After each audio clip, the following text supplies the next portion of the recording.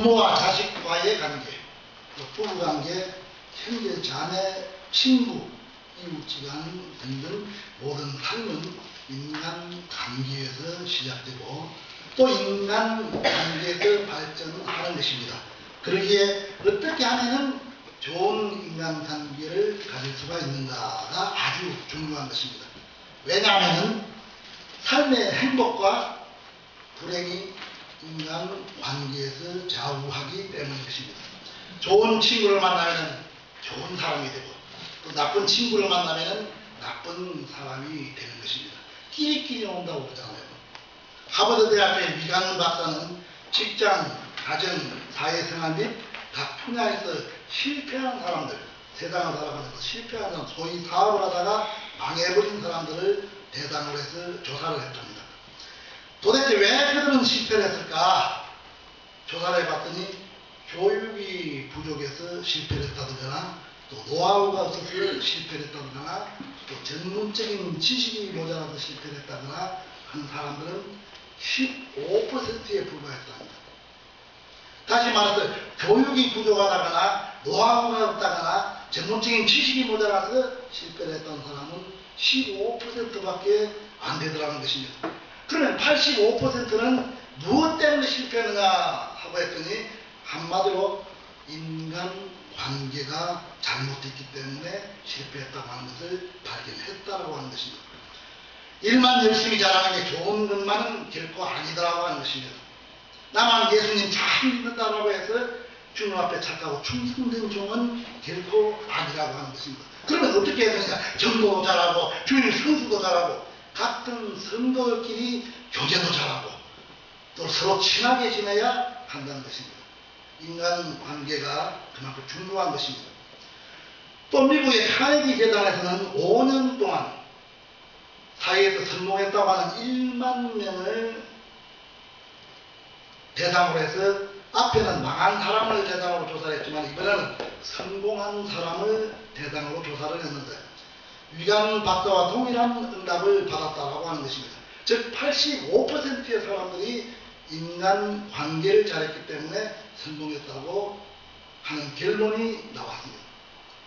미국 콜롬비아 대학의 경영자 수업 과정에서도 유수기업 CEO들 즉 사장들을 상대로 성공의 주요 요건을 조사했는데 여기서도 85% 사람들이 원만한 인간관계 및 다른 사람들과의 공감 능력에 의해서 성공했다고 대답을 했습니다. 오늘 본문도 좋은 인간관계를 유지하려면 첫째 자기를 핍박하는 자를 축복하고 저주하지 말라고 하십니다. 또 이어서 12장 15절은 잔치집에 가서는 함께 저주하고 초상집에 가서는 상주가 울면은 같이 따라서 우라고 하십니다. 12장 17절은 한수 덧듭니다.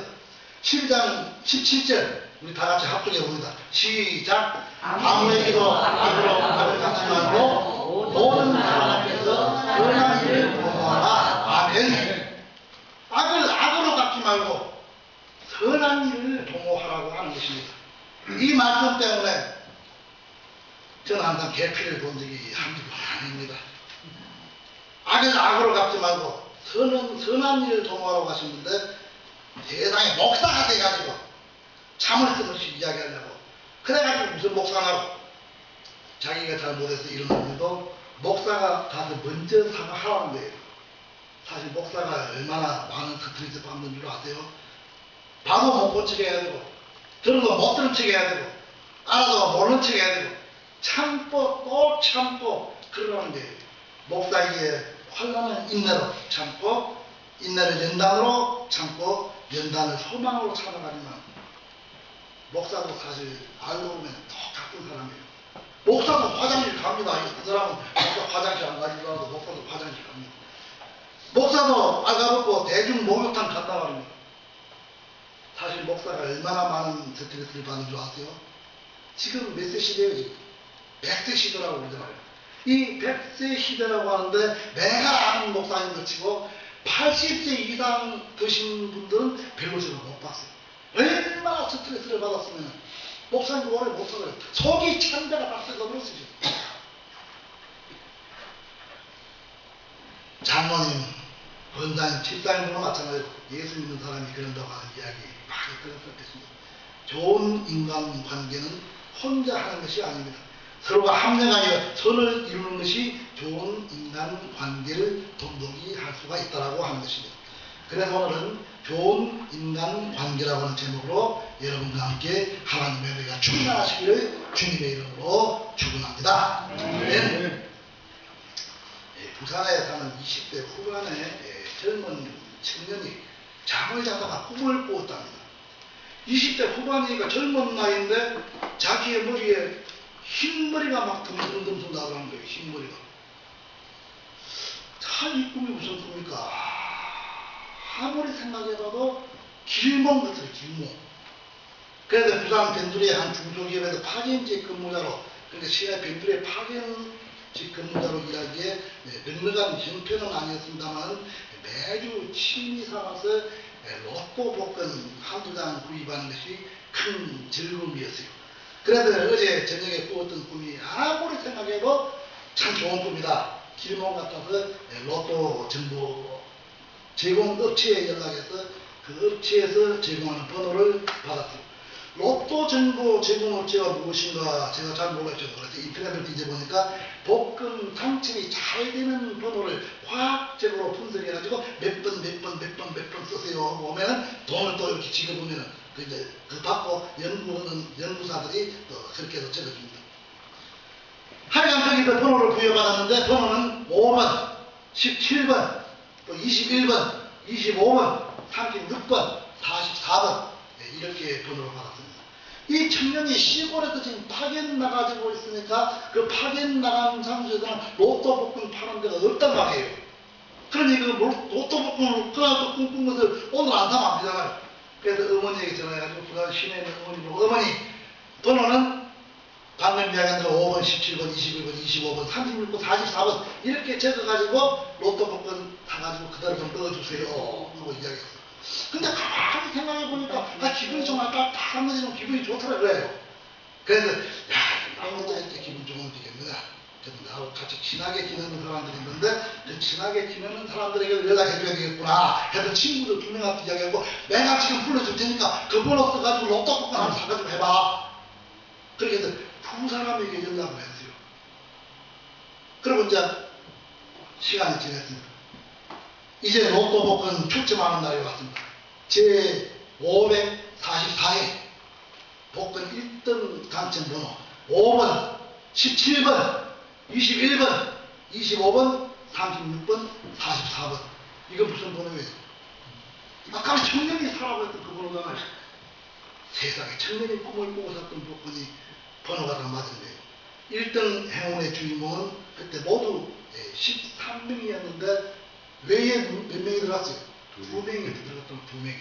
그러나 1인당 당첨 금액이 10억 4,638만원씩 나누어서 받았다라고 하는 것입니다. 기자들이 청년에게 인터뷰를 합니다. 친구 2명이 함께 당첨되어서 당첨금 X가 줄었는데 어떻게 생각하십니까? 하고 물었더니 그 청년이 하는 말, 조금도 저는 억울하지 않다는 생각이 들었습니다. 왜냐하면 주변 사람들로부터 반대 칭찬받아서 정말 잘했는데 친구 그렇게 좋아하면 너무너무 잘했어. 이런 칭찬받는 것도 너무너무 감사합니다. 내가 정말 아쉽다라고 한다면 그 친구 말고도 이번 결혼식을 앞둔 친구가 한 명 있는데 그 친구한테도 연락해가지고 같이 1등 복권을 받았으면 될 텐데 너무너무 아쉬운데 아니 그 친구는 안 했으니까 이거 놔줄 수는 없고 나누고 가질 수는 없고 결혼식 하는데 야 우리 나 부주 가지고 축의금을 1,000만원씩 하자 해가지고 3명이 3,000만원 축의금을 냈다는 것입니다. 친구 하나 잘 만나니까 세상에 얼마나 좋아요. 친구 하나 잘 만나니까. 그런 게 바로 좋은 인간 관계라고 할 수가 있는 것입니다. 이 친구들은 아마 평생을 가도 돈독한 우정을 가지고 있을 것 아닌가 하는 것입니다. 사람이 살다가 보면은 때로는 손해를 볼 때도 있고 때로는 이익을 볼 때도 있다고 흔히 말합니다. 근데 엄격히 따지고 보면은 나 가진 것 다 잃었다라고 하더라도 손해본 것이 아니라 최소한 본전이라고 하는 것입니다. 왜냐하면 세상에 태어날 때 무슨 태어났죠? 아무것도 안 가져왔죠. 빈손으로 태어나서 빈손으로 간들 눈꽃만큼도 손해볼 것은 없다라고 하는 것입니다. 다시 말해서 본질로 돌아가라고 하는 것입니다. 바다에 사는 숭어나 전어나 조기를 선진강물에 갖다 놓으면 하루 정도는 살는지 모르지만은 아마 이틀째는 반드시 죽을 것입니다. 이미 죽어버리면 어쩔 수가 없지만 죽기 전에 몸부림치고 있는 고기를 다시 바다에 넣어두면 어떻게 생기를 찾아서 다시 회복하고 살아나는 것입니다. 강이나 바다나 강이나 똑같은 물로 보이지만은 본질이 다르다고 하는 것입니다. 아토피도 마찬가지예요. 아토피도. 사람은 원래 본질이 어디서 태어 땅에서 사람 아담을 빚어가지고 코에다 생기를 줘서 만들었잖아요. 그 땅으로 돌아가면은 아토피 안 걸리는데 아파트로 이사 왔더니 아토피가 생긴단 말이에요. 텔레비전에 보니까 나는 자연이다 하는 프로 보니까 깊은 산속에서 혼자 사는 사람들, 이 사람들 이야기 들어보면 얼마 인생이 남지 않은 상태에서 사형 선고를 받고 야 이제는 내가 산으로 올라가서 회개하고 내가 생활했던 거 썩어서 살아야 되겠다. 당신은 3개월밖에 못 삽니다. 라고 하는 진단을 받았는데도 불구하고 산에서 살아보니까 3개월도 안 주고요. 6개월도 안 주고 1년도 안 주고 땅에 가니까 자연으로 돌아가니까 자연이 아닌 다른 곳에서 받아왔던 그 세균들이 다 죽어버리고 다시금 오래오래 사는 모습을 여러분들도 아마 보았을 것입니다. 신에 사는 것보다는 산에 사는 게 여러 가지로 불편합니다. 그러나 산에 사는 것이 그 행복한 것처럼 제가 어렸을 때마다 먹을 것이 없어서 배가 고파서 질보다 양을 따졌습니다. 요즘은 그렇게 맛있는 음식도 다 먹지 못하고 버리는 것이 더 많습니다. 그렇다고 옛날 춥고 배고프던 시절에 그런 어려운 과정에 있었던 그 인심하고 아무것도 먹을 수 없는데도 불구하고 나눠 먹었던 그 인심하고 지금 음식이 남아서 쓰레기로 다 내버렸는데도 불구하고 누가 더 많이 갈라먹었어요? 나누어 먹기를 옛날에 추울 때 배고플 때 오히려 더 많은 음식을 나누어 먹었습니다. 비록 먹을 것이 없어서 고구마 하나로 끼니를 때웠지만 그래도 옆에 아는 사람이라도 있으면 나누어 먹었던 시절이 있었습니다. 춥고 배고픈 70년대는 인구 3천만 명 밖에 되지 않았지만 우리 기독교인이 자그마치 몇 명이었어요? 1200만이었습니다. 지금 5100만이 있는데도 불구하고 700만이 무너져버려서 잘못을 가다는데 그렇게 축복받았는데 70년도에 교회는 사랑이 넘쳐났습니다.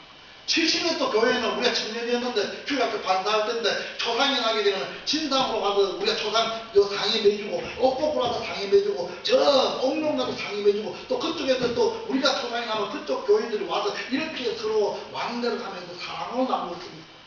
지금은 이쪽 교회에서 저쪽 교회도 못 가게 해요. 지금 저쪽 교회에서 부흥회 집회하는데도 못 가게 한단 말입니다. 이렇게 사랑이 깨지고 있습니다. 2015년도 교회는 사랑이 출장을 갔는지 사랑이 휴가를 갔는지 사랑 찾아 산발이가 되었다고 하는 것입니다.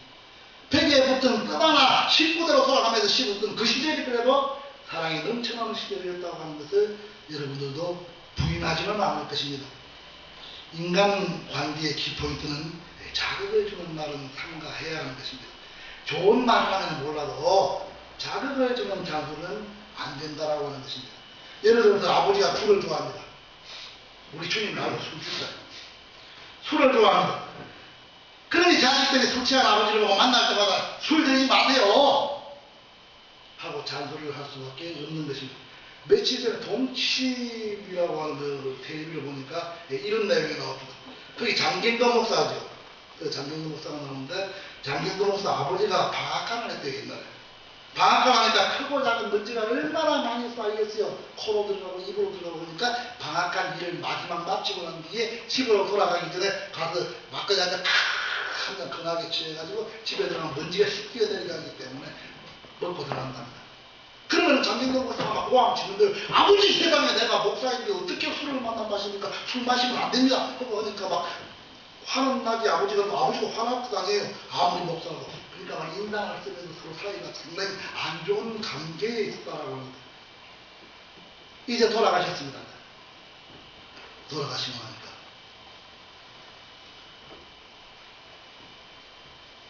지금 장경동 목사 아버지가 술로 인해서 폐암으로 돌아가셨는데 차라리 장경동 목사가 잔소리하지 않냐고. 아버지 그렇게 좋아하는 아버지 술 좋아하니까 내가 목사 신분도 이렇게 잠깐 내려놓고 술 한잔 합시다. 아버지 술 한잔 하고 그래서 이야기했다. 하면서 이야기했더라면 자기 아버지 술 끊을 수도 있었단 말이에요. 무조건 안 된다라고. 그런데도 장경동 목사가 술 한잔 먹을 때도 그 사람 알코올 중독자 될 사람 아니고 앞으로 술 먹는 사람이 될 사람도 아니다라고 하는 것입니다.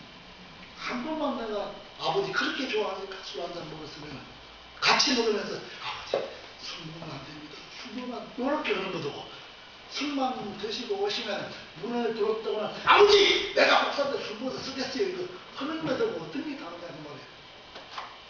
조금 때로는 손해를 보더라도 인간 관계를 회복하기 위해서는 그런 상황을 볼 수도 있다고 합니다. 그래서 장경동 목사는 이제 참으로 돌아가시고 나니까 내가 조금 목사가 후회한다면 안 되니까 회개를 하고 있습니다 하고 이야기하는 것을 제가 보았습니다. 본문 19절과 20절 우리에게 해당되는 원수는 이런 양을 말하는 것입니다. 다시 돌아올 수 있는 탕자와 같은 사람, 이런 원수를 축복하고 이런 원수를 즐거워하면 즐거워하고 이런 원수를 울면 함께 울어주고 이런 원수에게 선을 도모하고 이런 원수에게 평화라고 하시는 것입니다. 원수라고 다 같은 원수가 아닌 것입니다.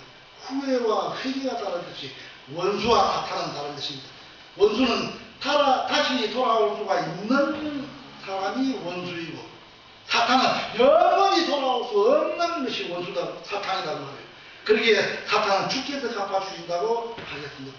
마태복음 4장 10절에 말씀하시기를 이에 예수께서 말씀하시되 사탄아 물러가라 기록되었다라고 하는 것입니다. 사탄이라고 하는 말씀이 성경에 48번 나오는데 사탄을 사랑하라고 하는 말은 아무데도 기록되어 있지 않다라고 하는 것입니다. 탕자는 돌아오라고 했지만 사탄은 물러가라고 했습니다. 사탄은 책망하라고 했습니다. 오늘 본문에 나오는 핍박하는 자로 한때는 뜻을 같이 했는데 지금은 좀 쉬고 있는 사람, 탕자처럼 돌아올 수 없는 사람, 이 사람들을 저주하지 말고 축복하며 좋은 인간 관계를 유지하라고 하시는 것입니다. 사랑하는天주의 성도 여러분, 좋은 인간 관계는 항상 끈끈한 사랑이 있을 때 이루어지는 것입니다. 원수가 될지언정 사탄이 되어서는 안 되는 것입니다. 원수라고 할지라도 탕자와 같이 회개하고 다시 돌아올 때에 축복하고 즐거워하고 함께 울어주고 선을 도모하고 평화하라고 하시는 것입니다. 사순절이 익어가는 이 시점에 이제는 하나님의 마음을 읽으시고 새로운 마음으로 거듭나는 믿음으로 소금의 직분을 잘 감당하면서 주님을 위하여 서도록 충성하고 주님을 위하여 서도록 헌신하고 주님을 위하여 서도록 봉사하는 나와 여러분이 되시기를 주님의 이름으로 축원합니다. 아멘. 기도하겠습니다. 너희를 핍박하는 자를 핍박하지 말고 오히려 축복하라고 하신 하나님 아버지, 오늘 또 주님의 귀한 말씀을 배우면서 좋은 인간 관계가 회복될 때에 들어가서 복을 받고 나가서 복을 받은 줄로 압니다. 좋은 인간 관계가 회복될 때에 영육간의 강건해질 줄로 압니다. 주님의 귀한 말씀을 배우면서 오늘 무엇을 위해서 살 것인가, 무엇을 위해서 어떻게 살 것인가를 확실하게 알 수 있도록 하여 주심에 감사를 드립니다. 그리스도의 말씀에 따르는 거룩한 사명을 잘 지키는 책임감이 있는 종이 되기를 원합니다. 말로서만 하는 것이 아니라 행동으로 실천하는 종이 되기를 원합니다. 주님 심판하러 오실 때에 착하고 충성된 종이 되기를 원합니다. 설교는 5,000회가 되기를 원합니다. 오늘도 출가하여 함께 예배드리지 못하는 본석들 어디에 있든지 간에 항상 섬기는 광야 생태교를 위한 삶이 되게 하시고 범죄의 자리에 서지도 앉지도 아니하게 지켜주시기를 빕니다. 이제는 남은 인생도 주님께 따르고 주님 뜻 가운데 살아가는 저희들 될 수 있도록 인도하여 주실 것을 믿사옵고 언제나 사랑이 충만하신 우리 주 예수 그리스도의 이름으로 감사하며 기도드리옵나이다. 아멘. 기도하겠습니다. 찬송하겠습니다. 522장 522장